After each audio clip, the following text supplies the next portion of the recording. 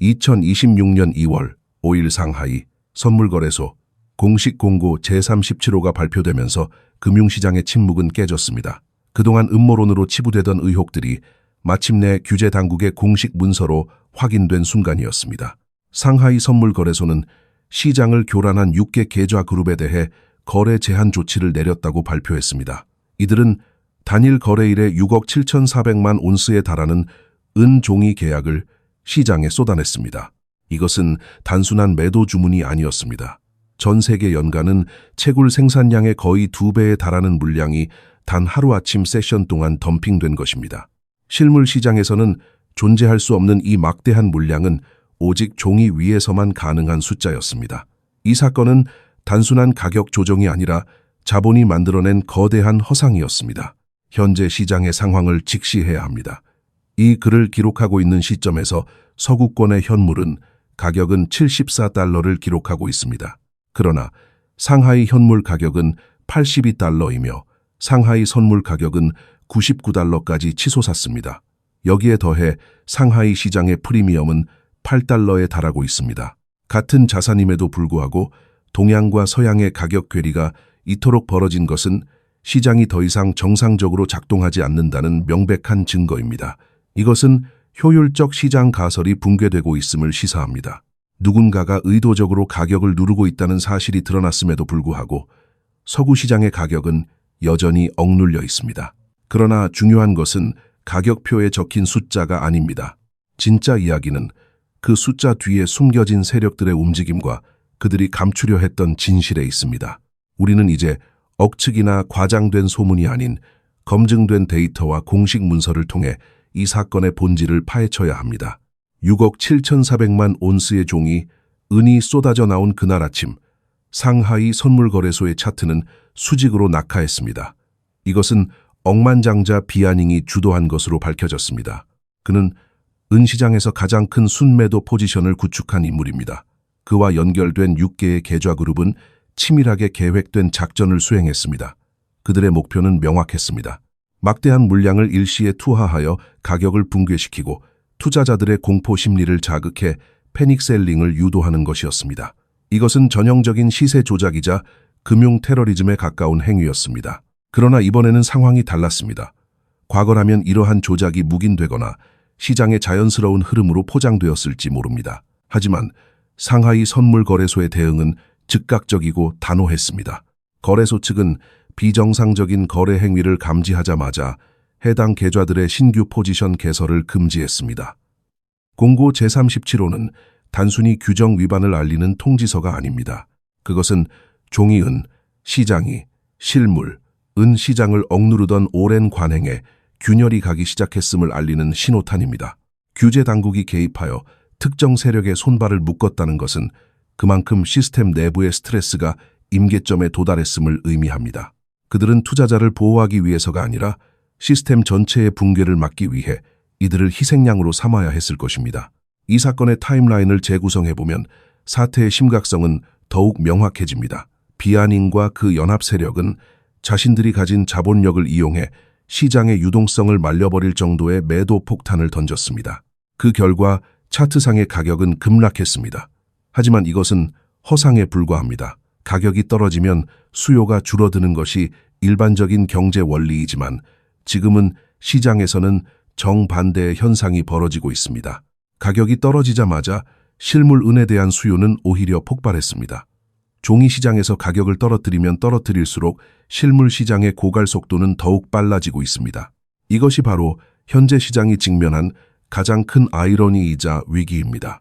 상하이에서 시작된 이 파동은 즉시 서구권 금융시장으로 전이되었습니다. 뉴욕 상품거래소 코맥스의 상황은 더욱 심각합니다. 상하이에서의 매도 공격이 있었던 바로 그날 코맥스 창고에서는 하루 만에 300만 온스의 실물은 인출되었습니다. 더 놀라운 것은 선물 계약의 결제 방식입니다.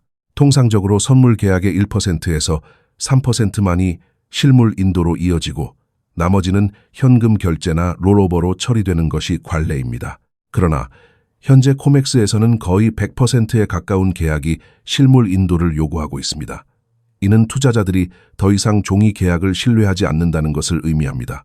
그들은 현금 대신 진짜 금속을 원하고 있습니다. 코맥스의 총 재고량은 4억 온스 수준으로 급감했습니다. 이 수치들은 서로 연결되어 있습니다. 상하이에서의 인위적인 매도 공격과 코맥스에서의 실물 이탈은 동전의 양면과 같습니다. 누군가는 필사적으로 가격을 눌러야만 하고 다른 누군가는 그 틈을 타서 실물을 확보하고 있습니다. 이것은 단순한 투기판의 머니 게임이 아닙니다. 이것은 실물 자산과 금융 자산 사이의 전쟁입니다. 상하이 선물 거래소의 제재 조치는 이 전쟁이 수면 위로 드러난 첫 번째 전투였을 뿐입니다. 시카고 상품 거래소 CME의 움직임 또한 심상치 않습니다. 그들은 최근 10일 동안 3번이나 증거금 인상을 단행했습니다. 2026년 2월 6일 금요일 장 마감 후 효력이 발생하는 이번 인상안에 따르면 금 선물 증거금은 11%은 선물 증거금은 무려 20%나 인상되었습니다. 가격이 하락하고 있는 상황에서 증거금을 올리는 것은 매우 이례적인 조치입니다. 통상적으로 증거금 인상은 가격 변동성이 극심할 때 시장 안정을 위해 취해지는 조치입니다. 은선물의 평균 진폭을 나타내는 ATR 지표가 온스당 14.17달러, 즉 19.3%라는 기록적인 수치를 보이고 있다는 점을 감안하면 이번 인상이 변동성에 따른 대응이라고 볼 수도 있습니다. 하지만 여기서 우리는 행간을 읽어야 합니다. 거래소는 시장이 편안할 때 증거금을 올리지 않습니다. 그들이 증거금을 올리는 이유는 두려움 때문입니다. 만약 금 시장만이 문제였다면 금의 증거금 인상폭이 더 컸어야 합니다. 하지만 은의 인상폭이 압도적으로 높습니다. 높은 증거금은 곧 트레이더들에게 가해지는 재정적 스트레스를 의미합니다. 스트레스는 포지션 유지에 대한 위험을 높이고 결국 자본력이 부족한 트레이더들을 시장에서 강제로 퇴출시키는 결과를 낳습니다. 이것은 과도한 포지션을 정리하게 만들어 시스템의 파산을 막으려는 거래소의 방어 기제입니다. 그들은 투자자의 자산을 보호하는 것이 아니라 자신들의 시스템, 즉 거래소 자체를 보호하고 있는 것입니다. 종이 위에서는 증거금을 올려 매수 세력을 압박할 수 있습니다. 하지만 실물 희소성에는 마진콜을 걸 수 없습니다. 이것이 은 시장이 가장 먼저 그리고 가장 강하게 타격을 받는 이유입니다. 시장은 지금 무엇을 두려워하고 있는지 우리에게 말해주고 있습니다. 그것은 금이 아니라 바로 은입니다. 상하이에서 시작된 6억 7,400만 온스의 매도 폭탄은 종이 시장의 가격을 일시적으로 억눌렀을지 모릅니다. 하지만 그로 인해 발생한 실물 시장의 진공 상태는 이제 전 세계 금융 시스템을 위협하는 거대한 태풍으로 변해가고 있습니다. 상하이의 규제 당국이 개입할 수밖에 없었던 이유, 그리고 시카고 상품거래소가 필사적으로 증거금 장벽을 높이는 이유는 모두 하나의 진실을 가리키고 있습니다. 종이로 쌓아 올린 탑이 흔들리고 있다는 사실입니다. 이러한 붕괴의 징후는 상하이에서 멈추지 않고 태평양을 건너 뉴욕 상품거래소의 심장부를 강타했습니다. 상하이 선물거래소의 공식 제재 조치가 발표된 직후 우리는 서구 금융 시스템의 가장 깊숙한 곳에서 벌어지고 있는 조용한 패닉을 목격했습니다. 하루 동안 무려 300만 온스의 실물은 이 코맥스 금고에서 인출되었습니다. 이것은 단순한 거래량의 증가가 아닙니다.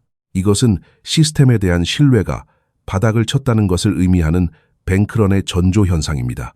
300만 온스라는 숫자는 일반적인 상황에서는 상상하기 힘든 규모입니다. 평상시라면 선물 계약 만기일이 다가와도 대부분의 투자자들은 포지션을 다음 달로 이월하거나 현금으로 정산받는 것을 선호합니다. 실물을 직접 인수하는 비율은 전체 계약의 1%에서 많아야 3%에 불과했습니다. 그러나 지금 우리가 마주하고 있는 현실은 통계적 예외를 넘어섰습니다. 현재 코맥스에서 만기가 도래하는 선물 계약의 거의 100%가 실물 인도를 요구하고 있습니다. 1%대 100%. 이 극단적인 비율의 변화는 시장 참여자들의 심리가 완전히 뒤바뀌었음을 시사합니다. 그들은 더 이상 종이 계약서에 적힌 약속을 믿지 않습니다. 그들은 눈에 보이고 손으로 만질 수 있는 금속만을 원하고 있습니다. 종이는 태울 수 있지만 은은 녹일 수 있다는 오래된 격언이 월가를 지배하기 시작했습니다. 투자자들은 거래소의 지급 능력 자체를 의심하기 시작했으며 이러한 의심은 실물 인출 러시로 이어지고 있습니다. 코맥스의 총 재고량은 이제 4억 온스 수준으로 떨어졌습니다. 겉으로 보기에는 여전히 많은 양처럼 보일 수 있지만 등록된 재고와 적격 재고의 차이를 이해한다면 상황은 훨씬 심각합니다.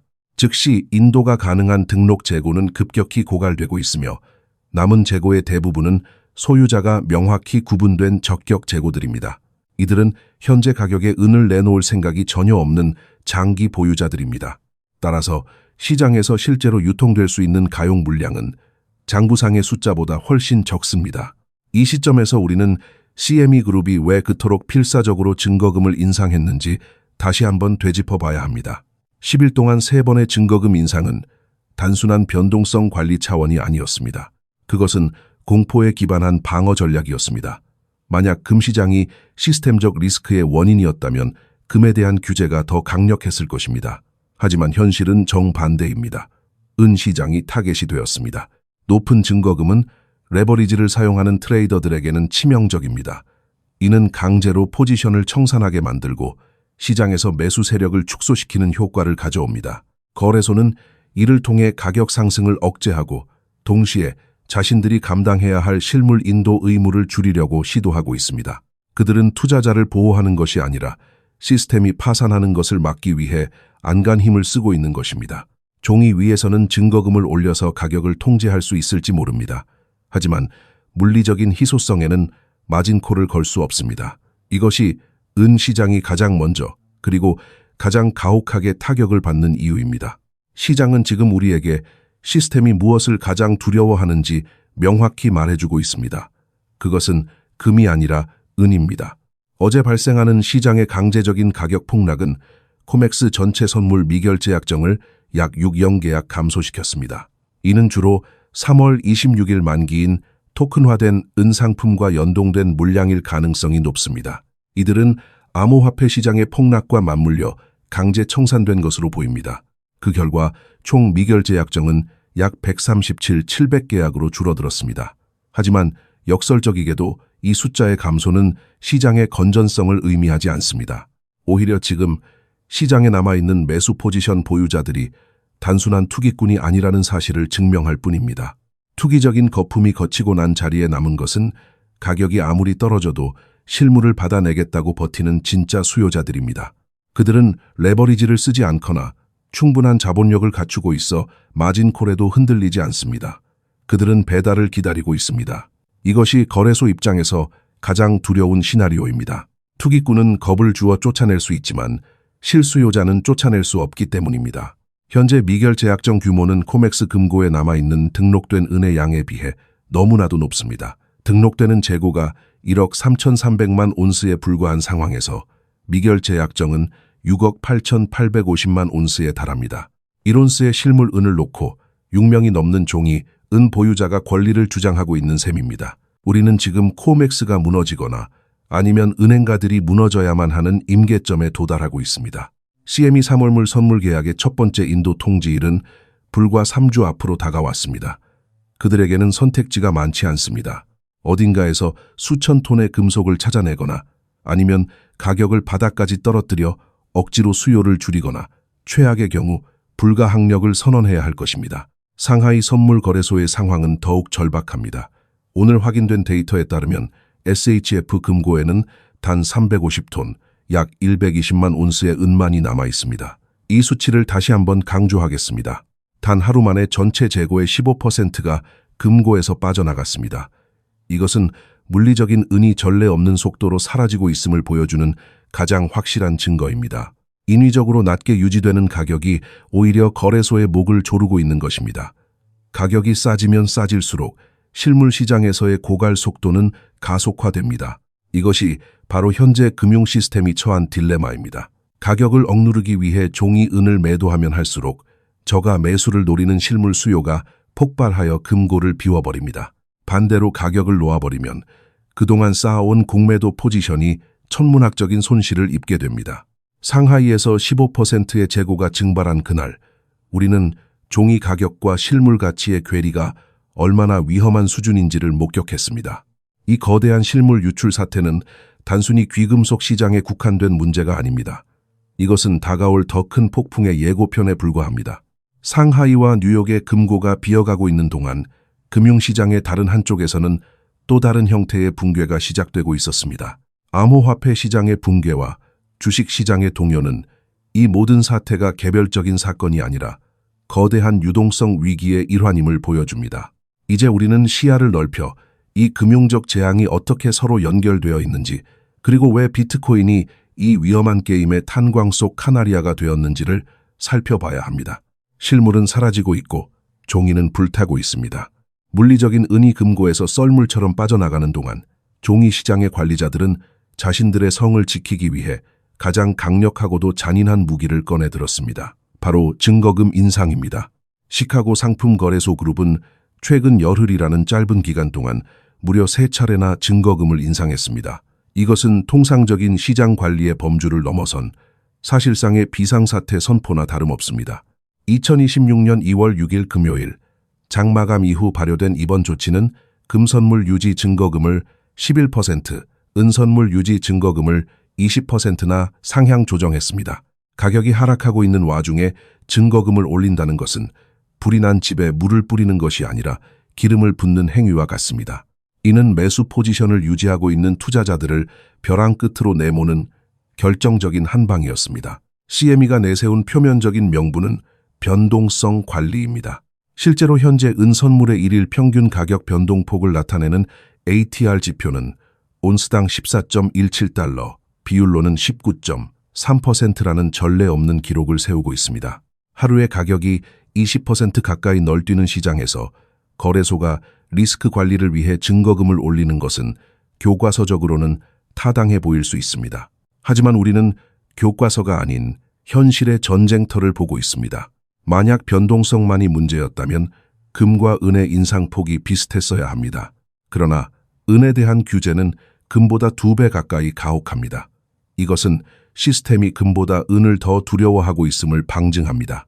증거금 인상의 본질은 강제 청산을 유도하는 것입니다. 증거금이 20% 오르면 레버리지를 사용하여 은을 매수한 투자자들은 추가 자금을 입금하거나 포지션을 줄여야만 합니다. 자금 여력이 부족한 개인 투자자나 중소형 펀드들은 울며 겨자 먹기로 자신이 보유한 계약을 시장가에 매도할 수밖에 없습니다. 이렇게 쏟아져 나온 매도 물량은 가격을 더욱 하락시키고 하락한 가격은 또 다른 마진콜을 불러오는 악순환의 고리를 만듭니다. 이것이 바로 거래소가 노리는 시나리오입니다. 그들은 투자자 보호라는 미명하에 실제로는 자신들의 파산 위험을 줄이기 위해 투자자들을 강제로 시장에서 퇴출시키고 있는 것입니다. 그들은 시스템을 보호하기 위해 개인을 희생시키고 있습니다. 높은 증거금은 곧 시장 참여자들에게 가해지는 극도의 스트레스입니다. 스트레스는 포지션 보유에 대한 공포를 낳고 공포는 투매를 부릅니다. 이것은 자유시장의 원리가 작동하는 것이 아닙니다. 이것은 통제된 시장의 폭력입니다.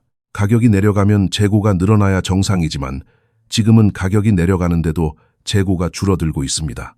이는 가격 하락이 자연스러운 공급 과잉 때문이 아니라 인위적인 증거금 인상과 공매도 공격에 의한 것임을 명확히 보여줍니다. 거래소는 종이 위에서 숫자를 조작하여 가격을 내릴 수는 있습니다. 하지만 그들이 절대로 할 수 없는 것이 하나 있습니다. 바로 물리적 희소성의 마진콜을 거는 것입니다. 당신은 종이 계약서에 증거금을 올릴 수는 있어도 실물 은의 존재 자체를 부정하거나 늘릴 수는 없습니다. 이것이 은 시장이 가장 먼저 공격받고 가장 심하게 타격을 입는 근본적인 이유입니다. 금은 중앙은행의 준비 자산으로서 어느 정도의 보호막을 가지고 있지만 은은 산업재이자 화폐라는 이중적인 성격을 가진 훨씬 더 작고 변동성이 큰 시장입니다. 따라서 은 시장에서의 균열은 전체 금융 시스템의 약한 고리가 끊어지고 있음을 알리는 신호탄입니다. 시장은 지금 비명을 지르고 있습니다. 그리고 그 비명은 금이 아닌 은에서 터져 나오고 있습니다. 이번 증거금 인상 사태에서 우리가 주목해야 할 또 하나의 중요한 포인트는 타이밍입니다. 비아닌과 연계된 세력들이 상하이에서 대규모 매도 공격을 감행한 직후 CME가 증거금을 인상했다는 사실은 우연의 일치라고 보기 어렵습니다. 동양의 거래소가 공매도 세력을 제재하는 동안 서양의 거래소는 매수 세력을 압박하고 있습니다. 이 기묘한 엇박자는 글로벌 금융시장이 하나의 거대한 유기체처럼 연결되어 있으면서도 각자의 생존을 위해 서로 다른 방향으로 움직이고 있음을 시사합니다. 상하이의 규제가 공격을 멈추게 하려는 시도였다면 CME의 증거금 인상은 방어를 위한 절박한 몸부림입니다. 그들은 알고 있습니다. 만약 가격이 다시 튀어오르면 그들이 감당해야 할 실물 인도 의무가 기하급수적으로 늘어날 것이라는 사실을 말입니다. 그래서 그들은 가격을 눌러야만 했습니다. 설령 그것이 시장의 건전성을 해치고 투자자들의 신뢰를 짓밟는 행위일지라도 당장 눈앞의 파산을 막기 위해서는 어쩔 수 없는 선택이었을 것입니다.